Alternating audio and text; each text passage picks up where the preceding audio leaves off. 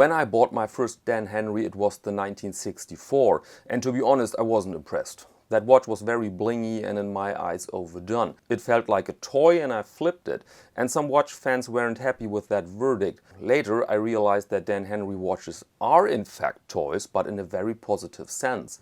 Easy access because of the price, in your face, and always with the attitude of an ambitious reenactor.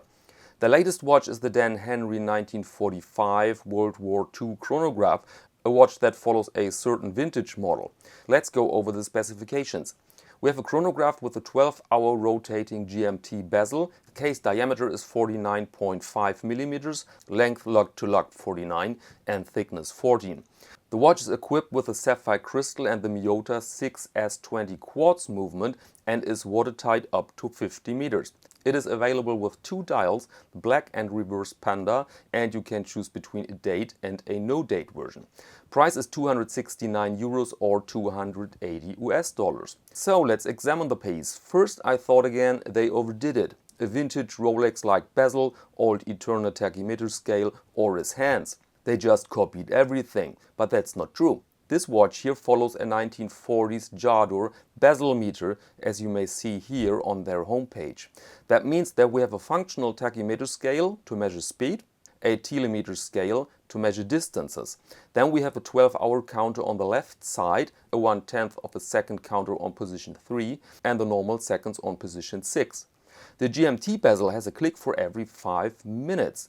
And then of course the cathedral hands that look always a bit like decoration, but are in fact a very secure way to put a lot of luminescence into the hands.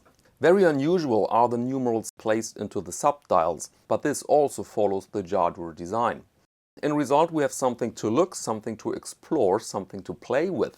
For example, you can measure the speed of your car by observing the milestones along the road. Lume shot, of course very easy to manipulate, all you have to do is cranking up the exposure. The case is very tooly with a brushed finish and a form that reminds me of old chronograph Swiss watches. Nice crystal by the way, domed, and it looks very organic here. On the back you find a Spitfire. I mean, this is typical Dan Henry, every caseback has something very large on it that you can love or hate. Also a matter of debate is the quartz movement. It provides smooth seconds so that you don't see that ticking second hand. The original Jador bezel meter was a hand-wound watch, by the way, powered as far as I know by WWII calibers.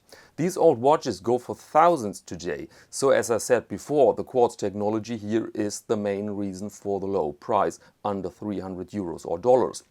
One word about the dimensions now. The original watches I found were between 37 and 38 millimeters in diameter. So they clearly have enlarged the 45 to please more people. I find it a bit exaggerated, to be honest. Very cool is of course that you can choose between date and no date and between the style versions. I like the Panda pretty much, although it creates with all these scales a very busy watch, almost a bit exhausting to look at. So I personally think the black dial without date is the best option here. And now I'm curious about your comments. Is quartz here a problem or a nice option? And what's your favorite model of the 45? And with that question, allow me to close this episode. Ladies and gentlemen, thank you very much and see you next Monday to Watch of the Week.